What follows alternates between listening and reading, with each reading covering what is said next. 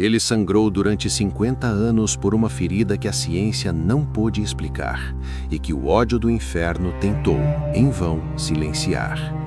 Enquanto o mundo se perdia no barulho das máquinas e das guerras do século XX, um homem, no topo de uma montanha árida na Itália, carregava no próprio corpo o peso vivo do Calvário. Você já se perguntou o que acontece quando o céu decide marcar um homem com o selo da dor para salvar uma geração inteira?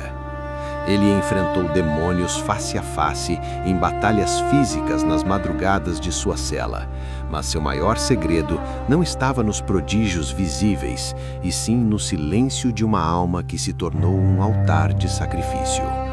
Nas encostas pedregosas de Pietreutina, o solo parecia preparar o espírito de Francesco Forgione para a dureza da cruz. Nascido em uma família de camponeses pobres em posses, mas milionários em fé, ele não conheceu as distrações da modernidade, mas sim o rigor do trabalho e a doçura do rosário rezado ao cair da tarde. Desde os 5 anos de idade, o invisível era para ele mais real do que o chão que pisava. Enquanto outras crianças brincavam, Francisco conversava com seu anjo da guarda e recebia as visitas da Rainha dos Anjos. Não era uma imaginação infantil, era o prelúdio de uma alma escolhida para ser o para-raios da justiça divina. A Igreja ensina que Deus escolhe os fracos para confundir os fortes, e naquele menino franzino que pastoreava ovelhas com o olhar perdido na eternidade, o Senhor estava esculpindo o maior místico dos tempos modernos. A jornada para o sacerdócio não foi um caminho de rosas, mas uma subida íngreme ao Monte das Oliveiras. O jovem Francesco sentia o chamado arder como um fogo nos ossos, mas o demônio, pressentindo o estrago que aquele futuro padre causaria no reino das trevas, começou seus ataques ainda na juventude. Conta-se que em suas visões ele via 2 exércitos, um resplandecente liderado por um homem de beleza indescritível e outro sombrio, composto de figuras monstruosas. O combate estava selado. Ao entrar para a ordem dos frades menores capuchinhos, ele não buscava o conforto do claustro, mas a guerra total contra o pecado. Sob o hábito de São Francisco de Assis, ele se tornou Frei Pio, o irmão que carregaria a pobreza como tesouro e a obediência como escudo. A saúde de Frei Pio era um mistério para os médicos e um tormento para seus superiores. Febres altíssimas, que quebravam termômetros comuns ao atingir graus impossíveis para a sobrevivência humana, eram o sinal físico de uma alma que estava sendo consumida pelo amor divino. Ele foi enviado de volta para sua aldeia natal, Pietreucina, para tentar recuperar as forças. Ali, entre as oliveiras e o silêncio da casa paterna, o céu começou a depositar nele os sinais da paixão. Foi em um campo chamado Piana Romana, sob uma árvore que ainda hoje é testemunha de seus suspiros, que as primeiras dores dos estigmas apareceram. No início, eram feridas invisíveis, dores lancinantes nas mãos e nos pés que o faziam desfalecer de amor e sofrimento. Ele implorava a Deus que lhe deixasse a dor, mas que escondesse os sinais externos, pois sua humildade não suportava a ideia de ser venerado. Mas os planos de Deus são diferentes dos planos dos homens. A missão de Padre Pio não era apenas a santificação pessoal, mas a conversão de uma humanidade que havia dado as costas ao Criador. Ele foi chamado a ser um alter Christus, um outro Cristo, não apenas no altar, mas na própria carne. Cada gota de sangue que ele vertia era um grito contra o ateísmo, contra a tibieza e contra a perda do sentido do sagrado. Ele vivia mergulhado na Sagrada Escritura, não como um estudioso frio, mas como alguém que lia o Evangelho escrito nas próprias chagas. A proximidade dele com os anjos era tamanha que ele os chamava de companheiros de infância, e frequentemente enviava seu anjo custódio para confortar almas aflitas ou para resolver problemas que a prudência humana não alcançava. A vida de um santo não se mede pelos milagres que realiza, mas pela fidelidade com que carrega sua cruz. e a cruz de Padre Pio era pesada. Além das perseguições diabólicas, ele começou a enfrentar a desconfiança e o escrutínio. Como poderia um simples frade carregar as chagas de Cristo em pleno século das luzes e do progresso científico? O mundo queria explicações, mas a fé exigia adoração. Ele se via como um mistério para si mesmo, um pecador, em suas próprias palavras, que não compreendia por que Deus o havia escolhido para tamanha honra e tamanha dor. Ele era o homem que unia o céu e a terra através do confessionário, onde passava até 16 horas por dia arrancando almas das garras do inferno com uma severidade que, na verdade, era a mais pura caridade. Neste momento, peço que você pare por um instante. Se você sente que a intercessão deste grande santo pode mudar sua vida, ou se tem uma graça que parece impossível de alcançar, escreva nos comentários as suas intenções de oração. Vamos formar aqui uma corrente de intercessão sob o manto de Padre Pio, lembrando que ele prometeu que não entraria no céu até que o último de seus filhos espirituais estivesse lá. A vinda de Padre Pio para o convento de San Giovanni Rotondo marcou uma nova era. Aquele lugar desolado, castigado pelo sol e pelo vento, tornar-se-ia o centro espiritual do mundo. Milhares começaram a afluir para aquela montanha, não em busca de espetáculo, mas de perdão. Ao ver o Padre Pio celebrar a missa, as pessoas não viam apenas um homem repetindo ritos. Elas viam o próprio sacrifício do Calvário se atualizando diante de seus olhos. Ele chorava durante a consagração, seu rosto transfigurava-se e o tempo parecia parar. Era o momento em que a eternidade tocava o tempo e Frei Pio desaparecia para que Cristo aparecesse. Os estigmas, agora visíveis e sangrantes, exalavam um perfume de flores, o perfume da santidade que contrastava com o odor do pecado que ele sentia nas almas que se aproximavam dele sem arrependimento. As cartas que ele escreveu neste período revelam o coração de um pai preocupado e de um místico profundo. Ele falava da noite escura da alma, das tentações contra a fé e da necessidade absoluta de abandono à vontade de Deus. Ele dizia que o sofrimento é o pão cotidiano das almas escolhidas e que a oração é a melhor arma que possuímos, a chave que abre o coração de Deus. Padre Pio não pregava uma religião de facilidades, mas a via estreita do Evangelho. Ele combatia o modernismo e a futilidade com a força de quem conhece o valor eterno de uma única alma. Sua obediência à Igreja, mesmo quando foi proibido de celebrar missas públicas ou de confessar por um período devido a investigações, foi seu maior milagre. Ele se submeteu em silêncio, sem se defender, provando que o verdadeiro santo é aquele que morre para si mesmo, para que Deus viva nele. Onde termina o homem e começa a ação direta de Deus? Em San Giovanni Rotondo, essa fronteira parecia desaparecer. Padre Pio não era apenas um frade que rezava.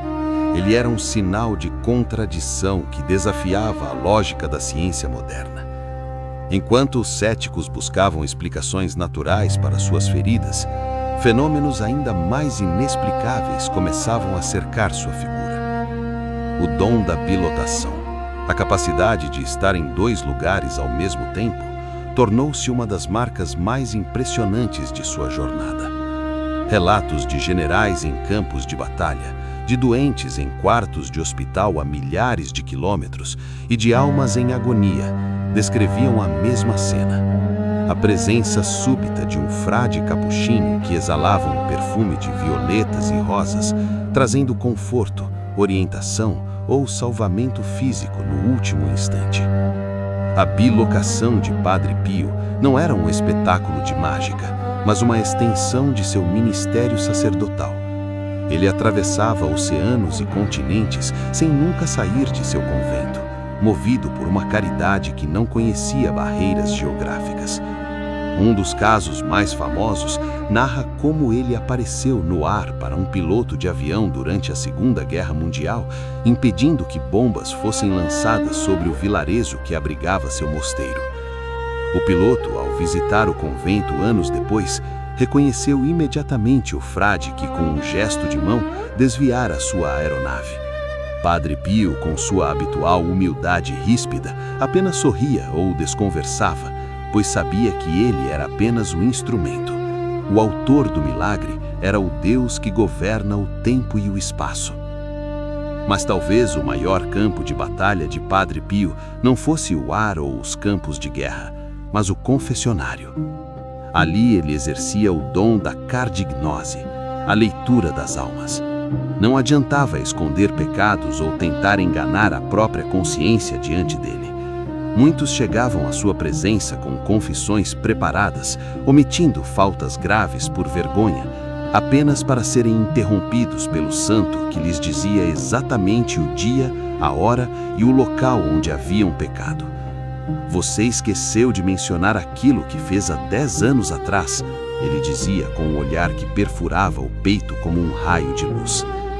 Ele não fazia isso por orgulho, mas por um zelo feroz pela salvação de quem estava ali.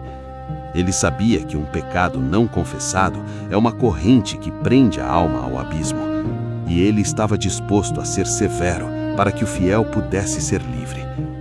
A severidade de Padre Pio era a face mais incompreendida de sua santidade.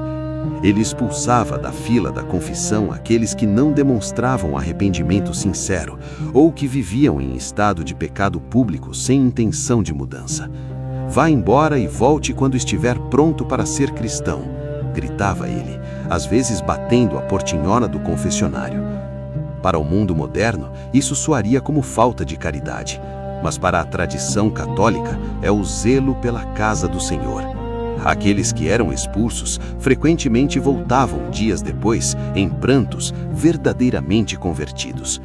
Ele não queria seguidores, ele queria santos. Ele chorava as dores dos pecadores, mas não suportava a hipocrisia de quem buscava a Deus apenas por conveniência, sem o desejo de carregar sua própria cruz. Entre os muitos milagres que pontuaram sua vida, a cura de cegos, surdos e paralíticos era frequente, mas Padre Pio sempre apontava para o céu. Um dos casos mais emblemáticos foi o da pequena Gemma de Giorgi, uma menina que nasceu sem as pupilas nos olhos. Fisicamente, era impossível que ela enxergasse. No entanto, após receber a comunhão das mãos de Padre Pio e sua bênção, ela passou a ver perfeitamente, embora seus olhos continuassem, para espanto dos médicos, sem as pupilas. É o mistério da fé que rompe a biologia. É Deus quem cura, eu apenas rezo, repetia ele exausto. A fama de taumaturgo, ou seja, de realizador de milagres, trazia multidões que sufocavam sua rotina, mas ele via em cada enfermo a face de Cristo sofredor. Foi esse amor pelos doentes que o levou a fundar a Casa Alívio do Sofrimento, que se tornaria um dos hospitais mais avançados da Europa, provando que a fé e a ciência podem caminhar juntas, quando o objetivo é a caridade. A relação de Padre Pio com os anjos da guarda era algo de uma simplicidade celestial. Ele conversava com seu anjo como quem fala com um amigo íntimo, sentado ao lado. Frequentemente, ele pedia aos fiéis: "Se não puder vir até mim, envie-me o seu anjo da guarda." E, de fato, ele recebia as mensagens. Há inúmeros relatos de pessoas que, em momentos de desespero, pediram ao seu anjo que levasse um recado a Padre Pio e, mais tarde, ao encontrarem o santo, ouviram dele: "Sim, eu recebi o seu recado enviado pelo seu anjo." Ele ensinava que o mundo espiritual está muito mais próximo de nós do que imaginamos e que estamos cercados por uma milícia celestial pronta para nos auxiliar, se tivermos a humildade de pedir. Este é o momento de refletirmos sobre a nossa própria relação com o invisível. Você tem ouvido a voz da sua consciência e os auxílios do seu anjo? Se você deseja que Padre Pio interceda por sua família e afaste as influências do mal de sua casa, deixe nos comentários: "Padre Pio, envia o teu anjo para me guardar. Esse gesto de fé é uma forma de reconhecermos que não estamos sozinhos nesta batalha espiritual. A vida de oração de Padre Pio era o combustível para todos esses prodígios. Ele rezava dezenas de terços todos os dias. Quando lhe perguntavam por que rezava tanto, ele respondia que o rosário era a arma contra o inferno.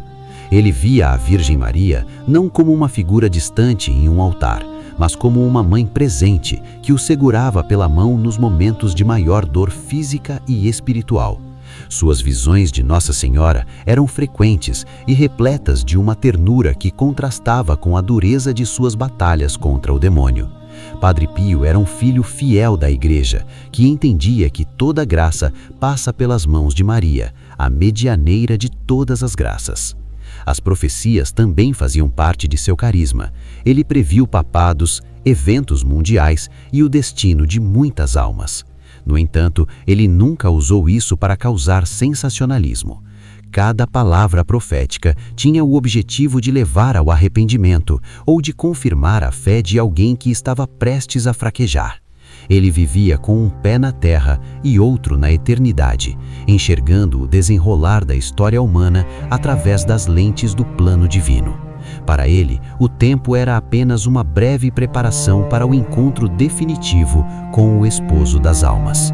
A cada missa que celebrava, ele oferecia o mundo inteiro ao Pai, renovando o sacrifício que sustenta a existência do universo.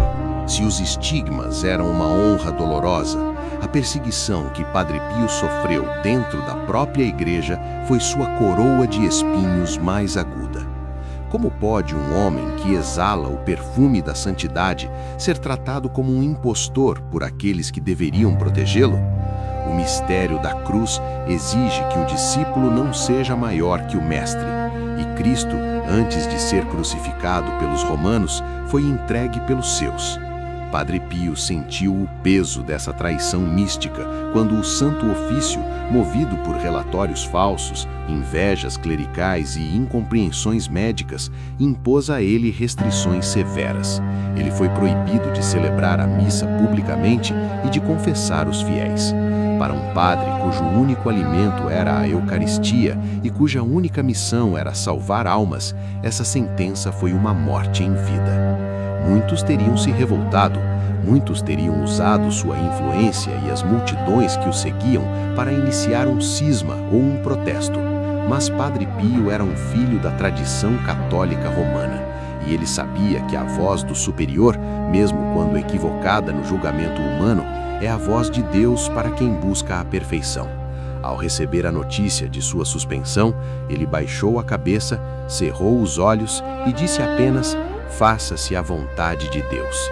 Ele se retirou para o isolamento de sua cela, onde o único som era o deslizar das contas do seu rosário. Durante anos, seu altar era um pequeno oratório privado, onde ele chorava sozinho sobre os pecados de um mundo que não o deixava mais perdoar através do sacramento. Essa obediência cega e absoluta é o que separa o verdadeiro santo do falso profeta. A perseguição não vinha apenas de decretos frios vindos de Roma, mas de calúnias infames que tentavam manchar sua castidade e sua integridade financeira. Ele foi acusado de usar ácido para manter as chagas abertas e de desviar fundos da Casa Alívio do Sofrimento. Câmeras e microfones foram instalados secretamente em seu confessionário e até em sua cela, numa tentativa desesperada de flagrá-lo em algum erro. Mas o que encontraram foi apenas o eco de suas orações noturnas e seus gemidos de dor física. Padre Pio permanecia como uma rocha no meio da tempestade.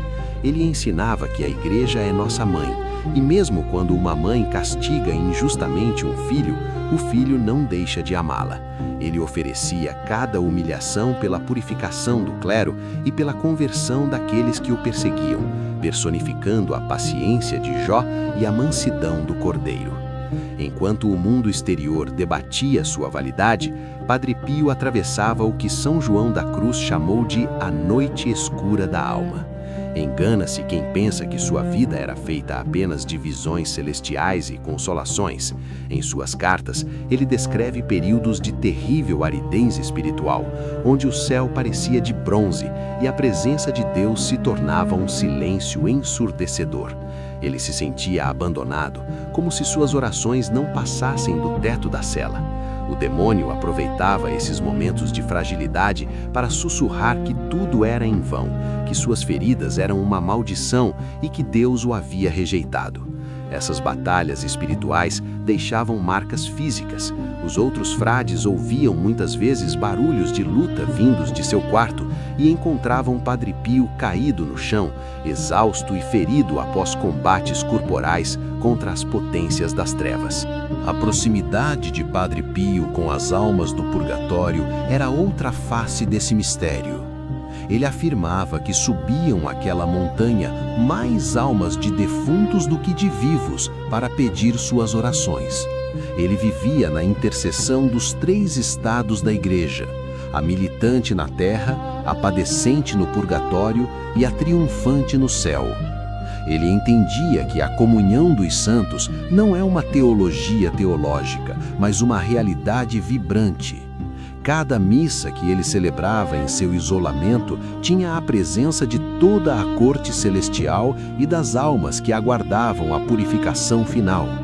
Ele se oferecia como vítima de expiação, aceitando carregar em seu corpo as penas que outros deveriam pagar, tornando-se um verdadeiro para-raios da justiça divina para aplacar a ira de Deus contra o mundo moderno. Neste momento de reflexão, convido você a olhar para suas próprias cruzes. Quantas vezes reclamamos de pequenas injustiças ou de silêncios de Deus em nossa vida? Se você deseja ter a força de Padre Pio para suportar as provações com paciência e obediência, escreva nos comentários: Jesus, pela intercessão de Padre Pio, dai-me a graça da santa paciência. Deixe que a história dele transforme a sua forma de encarar o sofrimento. Com o passar dos anos, a verdade começou a emergir como o sol por trás das nuvens. O Papa Pio XII e, posteriormente, outros membros da hierarquia começaram a reconhecer que os frutos do ministério de Padre Pio eram inegáveis. As restrições começaram a cair uma a uma.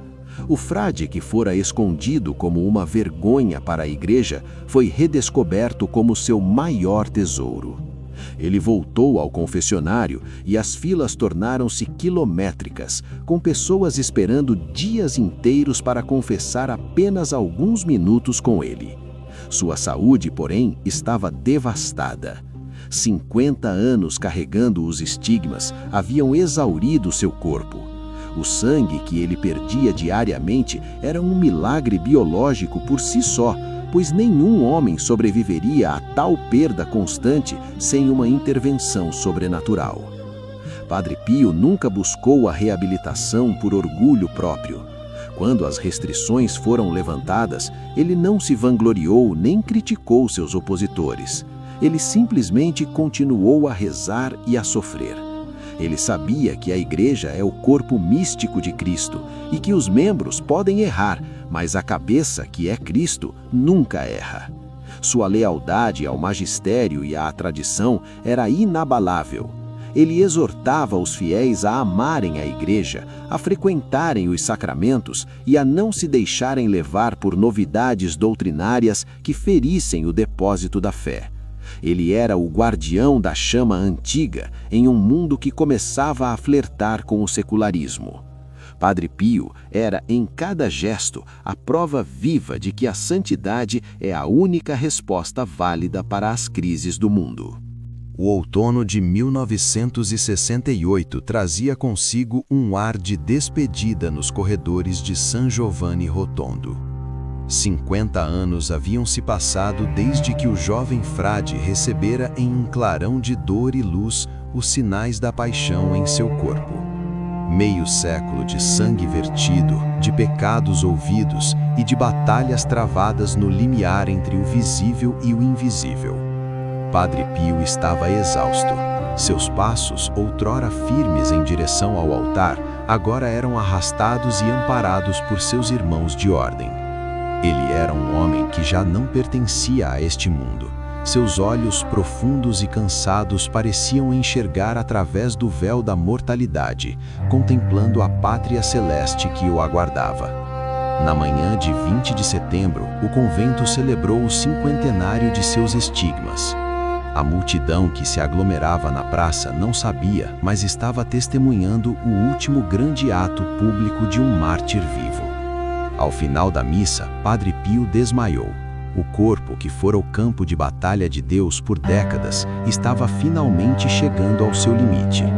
Mas o maior prodígio ainda estava por vir. Conforme ele se aproximava da morte, as feridas que haviam sangrado ininterruptamente por 5 décadas começaram a cicatrizar de forma inexplicável. Na madrugada de 23 de setembro, enquanto ele balbuciava os nomes sagrados de Jesus e Maria, a pele de suas mãos, pés e lado tornou-se lisa, limpa e sem cicatrizes, como a de uma criança. Deus, em sua infinita sabedoria, retirava os sinais da dor no momento em que a dor deixava de ser necessária. O sacrifício estava consumado. A morte de Padre Pio não foi uma tragédia, mas o trânsito glorioso de uma alma que finalmente se unia ao amado. Ele morreu sentado em sua poltrona, com o rosário entre os dedos, a arma que ele tanto recomendara a seus filhos espirituais. No momento em que seu coração parou, o perfume de flores que o acompanhara por toda a vida inundou o convento, um sinal de que a fragrância de sua santidade não seria enterrada com ele. Milhares de pessoas viajaram de todas as partes do mundo para prestar a última homenagem ao frade que lhes ensinara a sofrer com dignidade e a amar com radicalidade. O mundo chorava a perda de um pai, mas o céu celebrava o retorno de um herói que nunca recuou diante da cruz. O legado de Padre Pio não ficou restrito às paredes de San Giovanni Rotondo ou aos livros de história. Ele vive em cada milagre alcançado por sua intercessão, em cada pecador que encontra o caminho de volta ao confessionário e em cada alma que decide abraçar a vida de oração. Ele fundou os grupos de oração, que se espalharam pelos 5 continentes, servindo como faróis de luz em um tempo de trevas. Ele nos ensinou que a vida cristã não é um passeio, mas uma guerra, e que nossas únicas defesas são a Eucaristia, a confissão e o rosário. Padre Pio foi o homem que parou o tempo para nos lembrar que a eternidade é o nosso verdadeiro destino. Hoje, o corpo de Padre Pio repousa em uma cripta de ouro, mas seu espírito continua a percorrer as estradas do mundo em bilocação espiritual. Ele continua a ser o refúgio dos desesperados e o terror dos demônios. A Igreja, ao canonizá-lo, apenas confirmou o que o povo de Deus já sabia, que nele a graça triunfou sobre a natureza. Ele é o santo do nosso tempo, o intercessor que entende as angústias da alma moderna e o peso das cruzes cotidianas. Ele prometeu que ficaria à porta do céu esperando por cada um de nós. Não é apenas uma história do passado, é uma presença viva que pode tocar a sua vida agora mesmo, se você abrir o seu coração. Chegamos ao fim desta jornada pela vida deste gigante da fé. Se a história de Padre Pio tocou sua alma e fortaleceu sua devoção, eu lhe peço que não guarde isso apenas para você. Inscreva-se no canal Alma do Apostolado, ative as notificações e compartilhe este vídeo com alguém que esteja passando por uma provação difícil. Que a bênção de Padre Pio, que ele dava com suas mãos chagadas, desça sobre você e sua família. E nunca se esqueça das palavras que ele repetia incansavelmente. Reze, espere e não se preocupe. Deus é misericordioso e ouvirá a sua oração. Que São Padre Pio de Pietrelcina rogue por nós.